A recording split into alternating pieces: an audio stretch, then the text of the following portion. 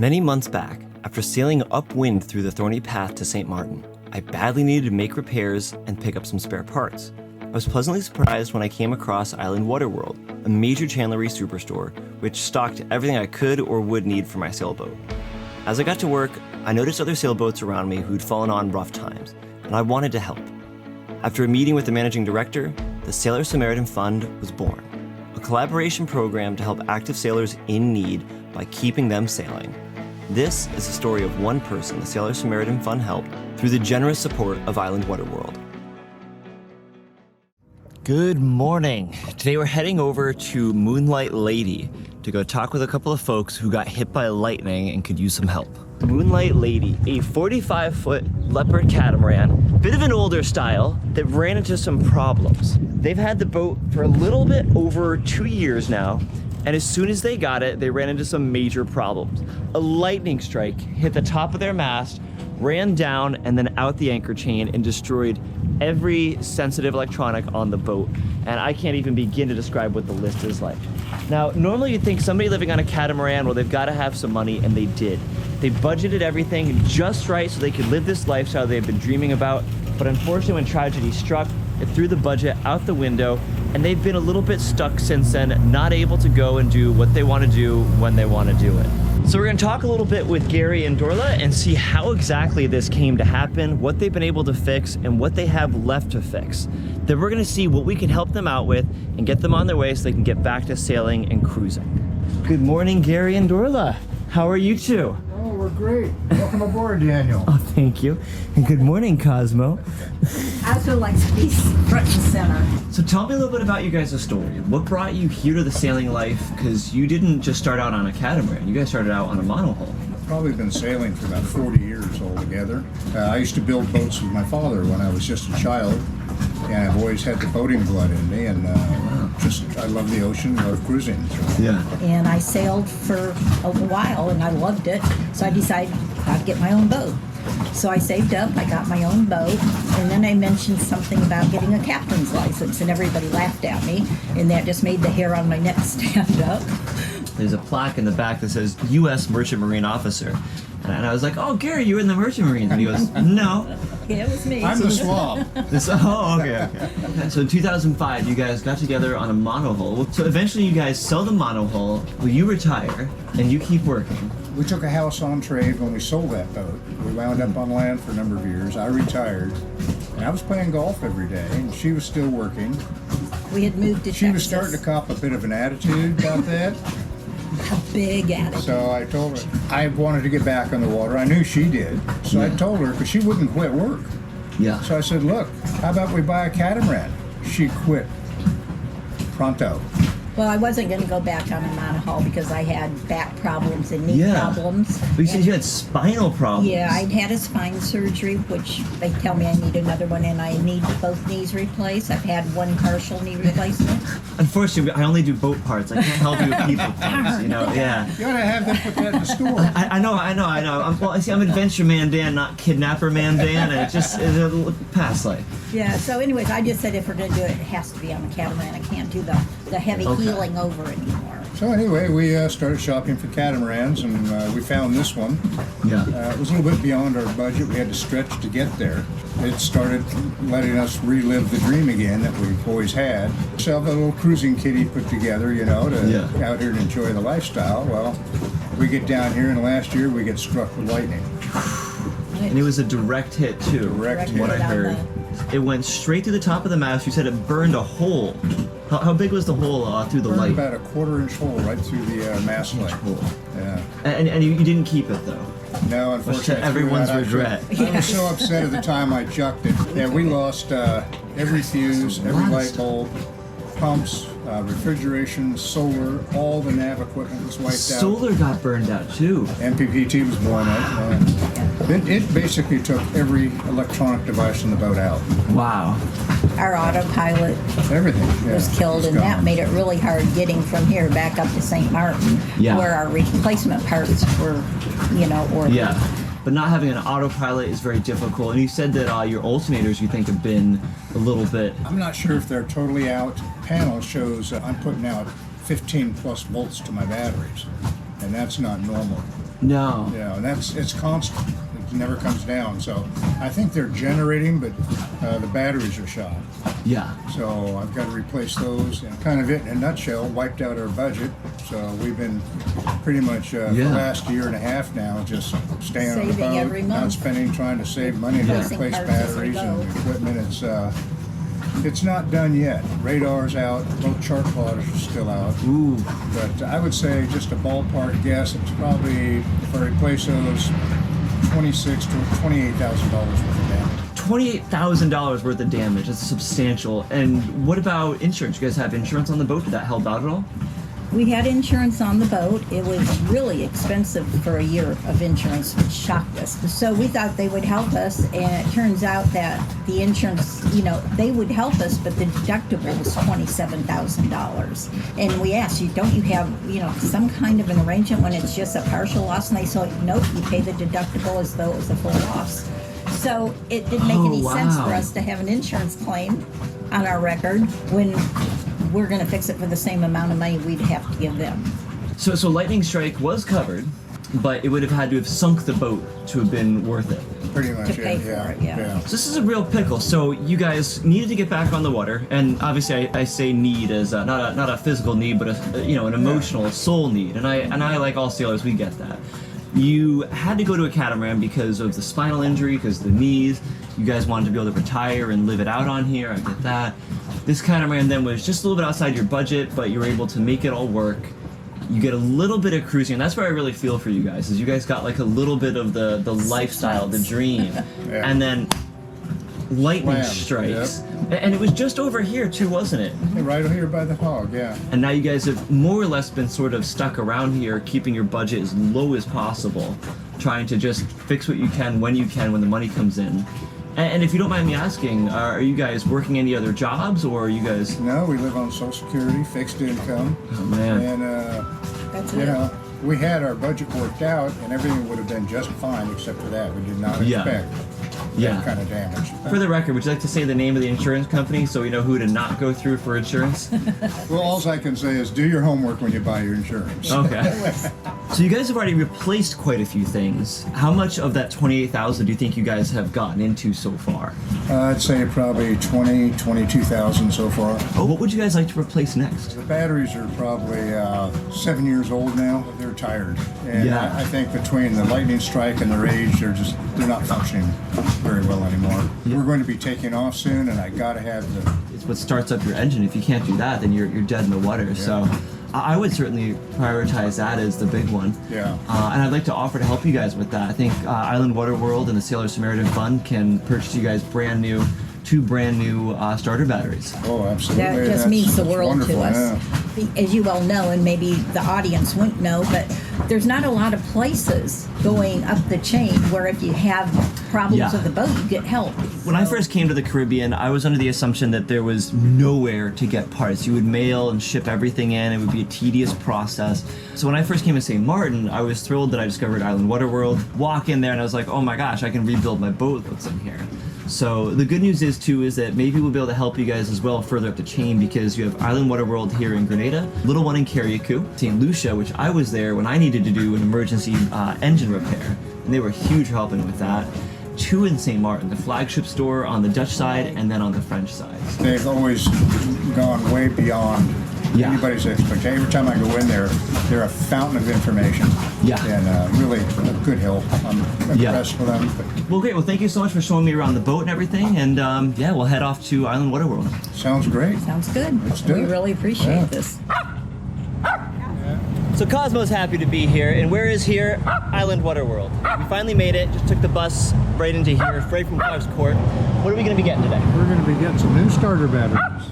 Badly needed. Badly needed. And what kind of batteries do we wanna get? What kind of batteries do we not wanna get? We want to get starting batteries, not deep cycle batteries. Yes. We wanna have those cold cranking amps. And can you explain a little bit about the difference? Because you would have batteries you would get for your house bank and batteries you would get to start the boat. What are some of the differences in those? Differences are the batteries for your house will cycle very deep for long, a lot of amperage. They carry a lot of amp hours. Your starting battery has quick cranking, but only in short bursts. That was beautifully explained. Let's head on in, we'll get what we need. Is that floor nice and cold? You a hot dog? So I'll state it again, just for the obvious. Island Waterworld's great that it's got everything that you need of marine quality, and you really do need all the stuff here. Feels like only yesterday I was in here getting all the fiberglass I needed. These are your starting batteries. And these are your deep cycle batteries here, as you can see. Knowing this difference is really important. I think especially it matters. They call them cold cranking amps because if you are in some place that's cold, you might not be able to get those amps out of your battery, which will not turn your starter, which will not start the engine. The whole thing the starter is there for. Now, because they've lost so many things and their batteries are doing so poorly, having a good starter battery means the engine will always turn on, alternator will always be cranking out amps, keeping everything afloat on the boat when they don't have enough solar maybe to put into their ever-aging house battery bank. So these are sealed AGM batteries. The cool thing about sealed AGMs is you can put them in any configuration you want. If you were dealing with lead acid, they need to be straight up and they need to top them off. AGMs, however, you don't have to top off. I had AGMs on my boat when I first got it, and I gotta say, besides the capacity, which wasn't as nearly as much as I want that I now get with lithium, besides the capacity, the overall robustness of these batteries is just impossible to beat. This is why it's always important to read the entire thing that you're going over. Here. This is the battery that we that's want, the difference. with cold cranking of 1,000 amps. So it's only for a burst, but this thing will give you 1,000 cold cranking amps. Just boom. So just twist that starter so quickly. This one, however, is only 800, so we're gonna see where the other one is that matches it. So we have to do some hunting around to find it. I know they have a huge warehouse upstairs. But I was kind of wondering, I was like, this was too easy. And no boat project should be this easy. No, they're both right here. No. We need to go on a quest. So those are just the display models. They've got the rest of the ones back here. They keep on this whole system. Look at this. Woo, there we go. I've always wondered why they've got all this stuff back here. And it's just to keep everything topped up.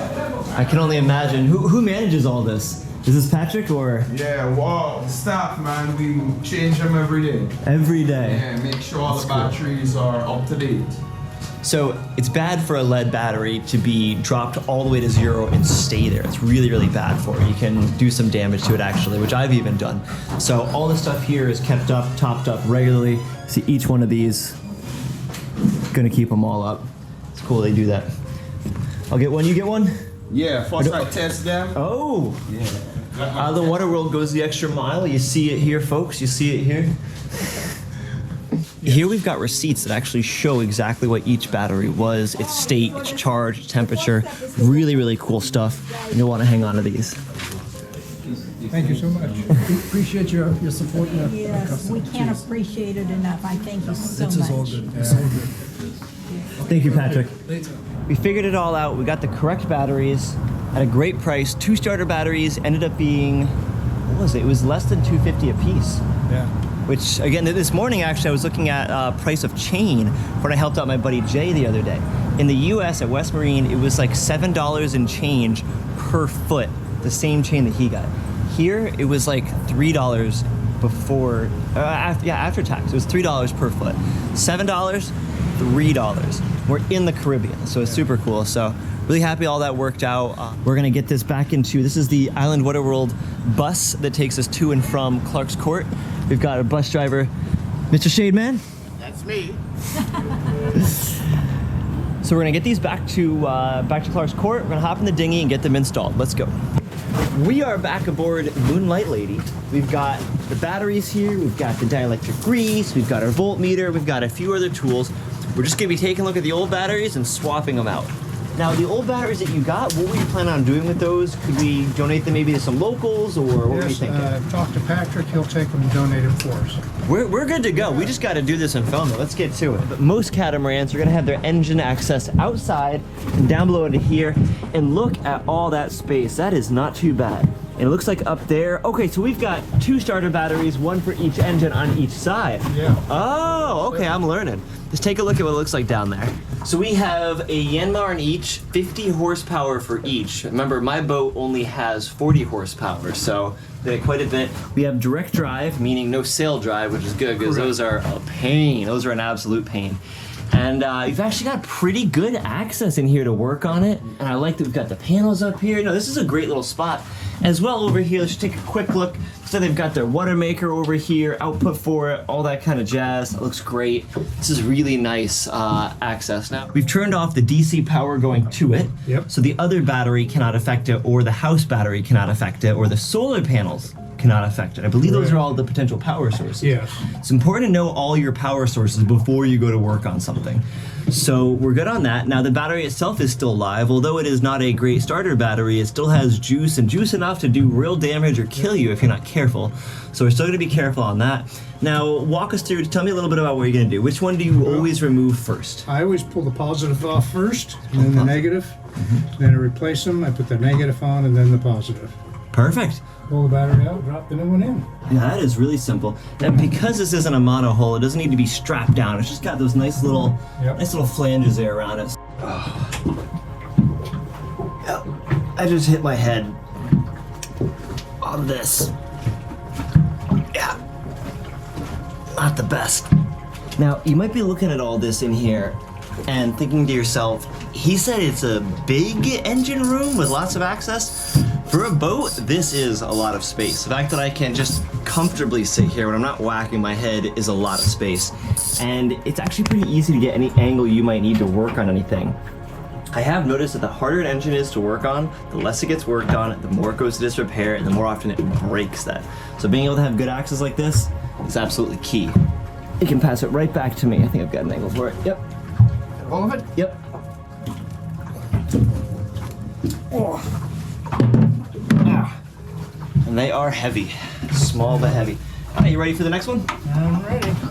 You need terminals on the left. Just the way you're holding. Yep. Okay. Now, normally on my boat, I'm doing all my projects myself and I just sweat and suffer through it.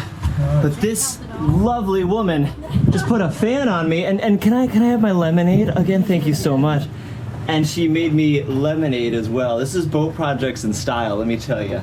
How's it going up there? Pretty good? I'm gonna need a socket to fit that nut. A socket to fit that nut coming up.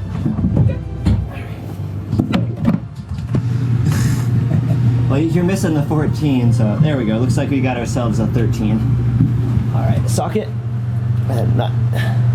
Dad, Yeah. hi, can you get that water to Gary? Yes. It's so hot.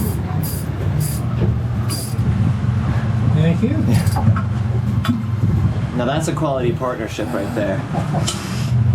Thank you. Dialectic grease really is important to put on any sort of terminal connection that you're doing. It's just, you're gonna get such a better connection over time and not have to worry about it. Thankfully, it's something that a mentor instilled in me and that I've done on all the stuff on my boat. And it just means you gotta be in the engine room that much less. You wanna spend as little time in here as possible. Now you There we can go. see the sweat dripping off of your face. Tropics, can't beat it. Yeah. Tell you what, boat projects are better done in the winter time, but... Oh, I'll get on the towel. Here we go. Come on, Rocky. Only 3 more rounds. You can beat him. You want the port engine started? I believe so. Port engine to start. Port engine to start, please. Kill it.